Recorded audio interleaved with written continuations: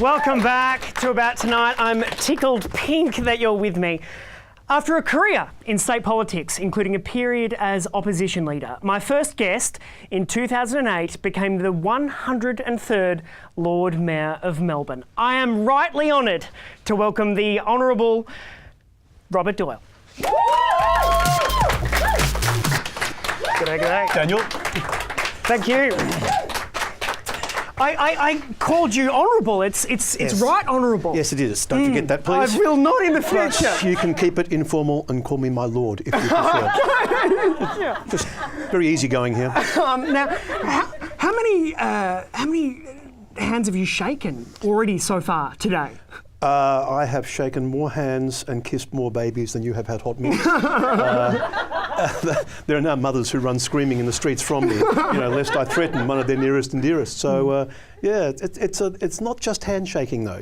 There are those dinners to attend and those ribbons to cut. It's pretty flat out most of the time. It's tough. Do you have your own scissors, or are you provided a pair, or are there special Lord Mayoral scissors? Look, if you have to bring your own scissors, it's a pretty low rent affair, really. So I more or less expect them to provide the scissors for ribbon cuttings.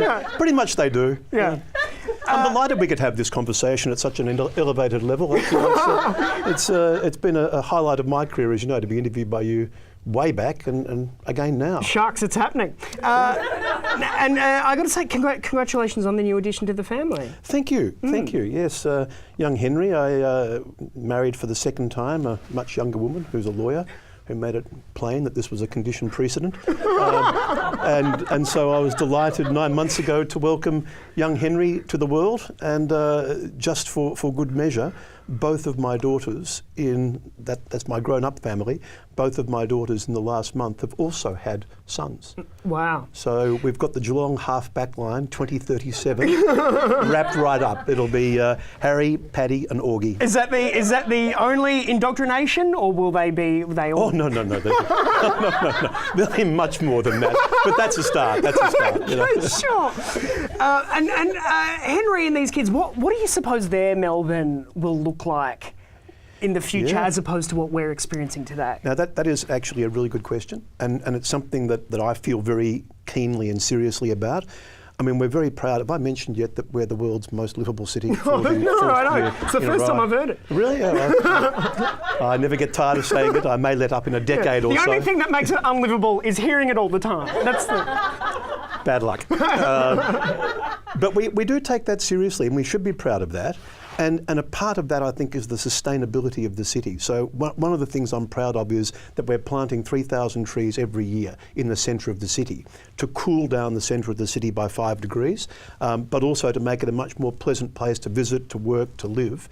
I'd like to think that my son Henry and my grandsons Paddy and Augie, in 30 years' time, they would say, yep, it's changed a bit, but I still recognise that beautiful, livable Melbourne. The trees are respected in Melbourne, more or less, aren't they? I mean, I was on Swanston Street, some were wearing coats.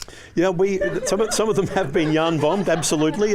Very colourful, our trees. I hope you are not taking a shot at the alternative tree culture. No, not at all. I wouldn't dream. They're my disrespectful and perhaps against the law. Look, the interesting thing was, think back to 2009. When we had that terrible heat wave and then that awful Black Saturday when so many people unfortunately died in the fires.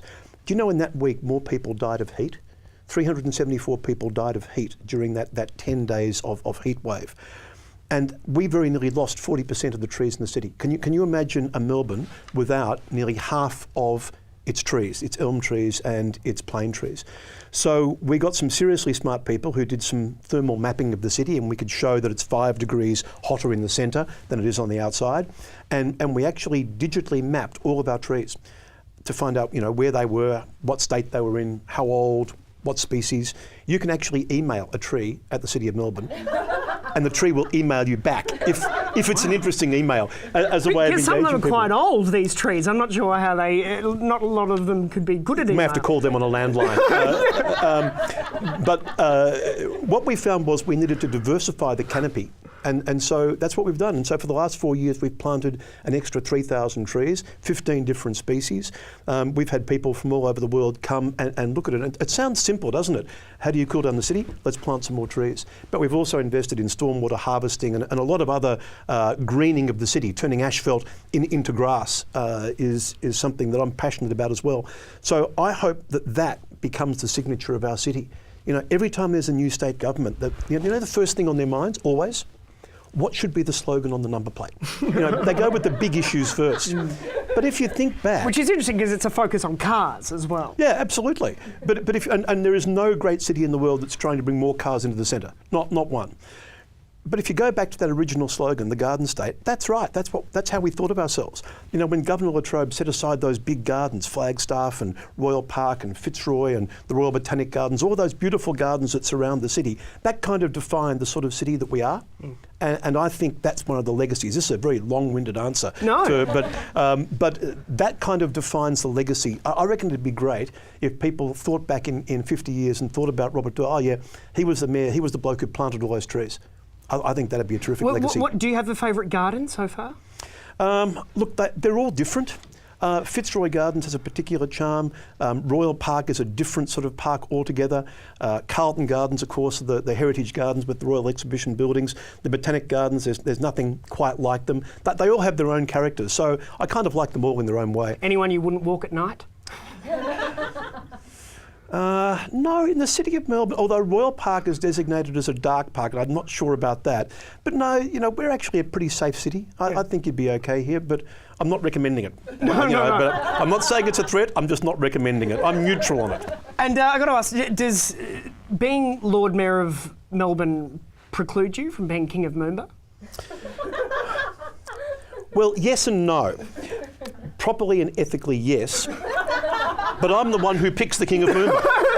And so anything's possible. Anything's possible. But you know something I get really sick of? I'm really sick of all of these people who keep lobbying me. I want to be Queen of Moomba. I want to be Queen of Moomba. Well, you know, that actually precludes you from being Queen of Moomba. So, you know, if you get anybody on your show whinging like that and wanting to be the Queen of Moomba, just let them know from me, you're out. Okay. And if Prince Philip can be knighted, anything can happen, I suppose. You can be. We'll be right back with Lord Mayor Robert Doyle.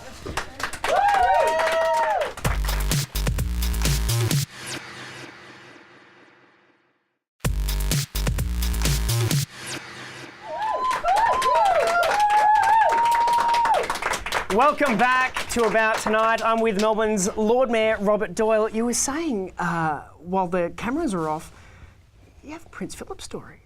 I do have a Prince Philip story. I think you're not supposed to tell royal stories, but hey, you know, I'm going to anyway. I have to take you back to the depths of 2006. That is such a great way to start a story. You're right there. I have to take you back to the depths of 2006. Okay, continue. We're at the opening of the Commonwealth Games, and I'm leader of the opposition, and I'm there with my then very beautiful girlfriend, my now very beautiful wife, Emma. And the Queen says hello, and she moves on. Prince Philip sees this younger, beautiful blonde. Vroom, there he is. Hello, Emma. He's chatting away. Finally, he turns to me and he says to me, "You're the leader of the opposition, aren't you?" And I said, "Yes, I am." He said, "How's it all going, all this Commonwealth Games stuff?" I said, "Well, actually, it's been very smooth. The ticketing's gone well. We're pretty confident of the downstream benefits. The tourism is up. All in all, it's been a great success so far." "Oh," he said, "that must be galling." Wow. Funny guy. Funny guy.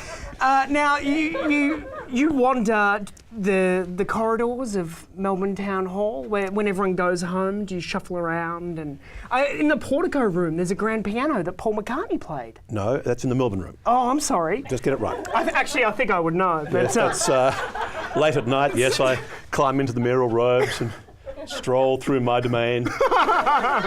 King of Moomba of all I see.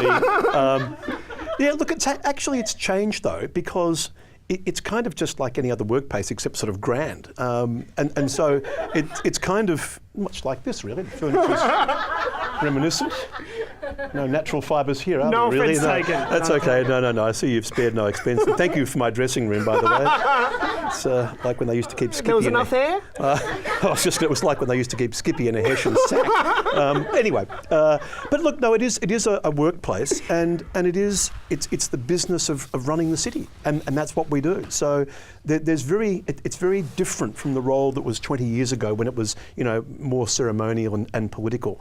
I don't really think of it as political. I do think of it as the business, almost like being the chairman of the board that runs the business that is the City of Melbourne, and that's how I sort of try to approach it. Do you sense in politics a grassroots fervour? And I guess what I'm getting at, has the job of Lord Mayor kind of increased in prestige as people think locally? I don't know. I mean, a couple of things about that. One of the things I like about local government is you do stuff. And Mike Bloomberg, the ex-mayor of New York, was scathing about his own national government. He talks about how national governments talk and local governments and cities act. And I think he's right. And I remember I went very early when I was Lord Mayor, I went to the Copenhagen Climate Change Conference. And that was just a disaster. I mean, it just fell apart, and nations couldn't agree on font size. And then here we were discussing this major issue. But there was also a conference of mayors, and I found that very uplifting. I remember coming back from a particularly awful, conflict-ridden night out at the Bella Centre, which was out in the sticks of Copenhagen, and we were coming back into town hall, and I was on the bus with the mayor of Dar es Salaam. And he said to me, Rob, you don't want to worry about whether they sign something at the end of this COP or not, whether they sign something in Johannesburg or in Rio. He said, they'll go on talking. They may or may not sign something. We'll go back to our cities and we'll do stuff. We'll do stuff. And that's what I really like. You want to cool down the centre of the city. You want to make it more sustainable. You want to mitigate the effects of climate change. Plant trees. Develop stormwater harvesting. So what level, if you had to, if your arm was forced, what level of government would you abolish? First of all, I do think we need a president. And if called upon to serve my country, I would be prepared to continue my life of public service. Look, I don't think we ever will abolish. I mean, this is an old chestnut that goes round and round and round. The reality is we're probably stuck with all three levels of government, but equally what we should be trying to do is saying, look, there's your knitting, stick to it. And there's yours, and there's yours. And not having this duplication and crossover and confusion. And that's, I think, what drives people mad, that duplication and confusion of roles and funding roles. So get that, what I'd call the new federation right. And there are places that do that really well. But one of the great pleasures is developing good mates who are mayors around the world. Gregor Robertson, the mayor of Vancouver, which was the world's most livable city until we won it. I actually sent Gregor a text message. It would have been the middle of the night in Vancouver, but I felt he would want the news straight away. Oh, really? I think he was grateful. Are you trolling other mayors? I may. Anyway, he has got, and at times it frustrates him, but he's got the same problems. Dealing with Ottawa is like dealing with Canberra, but he's got the city, he's got the province, and he's got the national lined up in a number of initiatives, particularly around sustainability, but also around business, that I think is pretty admirable. So a similar federation to ours can work really well at its best, but I don't think it's working like that here in Australia. You were out and about. You clearly roam the streets with the people. That's what you are. You're a man of the people. And totally. Exactly. Totally. Who just happens to want to be president. And I thought we were keeping that under wraps. Were we on then? Is that live? No, forget it. Don't worry about it. No worries. I have complete confidence in you in the media to protect my confidentiality at all times. And you saw some Polish buskers the other day? I did. But they were Polish buskers. They were rap dancing, and they were really good, to the Benny Hill theme song. Okay. Not something you see every day. Well, pretty much yes, it is actually, because they're just outside Town Hall. So pretty much every day I walk out and there they are. So yeah, pretty much something I see every day. That is just one of those remarkable things about Melbourne, isn't it? That you see that all over the place. In fact, my new CEO, who is a remarkable young man, seriously bright bloke, but started his career as a busker on the streets of Melbourne. That's not bad, is it? Busker to CEO. Do they get nervous around you, buskers? Because you control their permits. Well, not me personally. Not me. It's a very nice young lady called Elizabeth who does that. And remember, I said we should audition buskers, and people said, "Oh, that's ridiculous," you know. Now they all love it. They think it's great. So they take part in it and they evaluate it. So that's all good. No, they don't get nervous. And I hate those people who watch really good buskers, and then you can just watch them drifting away. No hands in pockets or anything like that. If you want good buskers on the streets, reward them. Do you take off a link of gold from your chain and chuck it in the guitar case? And No, Okay. no, I don't. I pretty much pull out legal tender, you know, usually $10, and give them that. That seems to do the trick, you know. They offer a service of entertainment, I give them money. Okay. It's a good arrangement. Henry's morals and values are in good hands. With his mother, they certainly are, yes. Yeah, I hope so. All I can tell you is, because I've got a grown-up family as well, everything I learned and did first time round is now either apparently illegal or frowned upon. So it has been a learning experience for me to start all over again with a baby. Mr. Doyle, Councillor, Lord Mayor, Right Honourable, thanks for coming in. A great pleasure. Cheers, Rob. We'll be right back.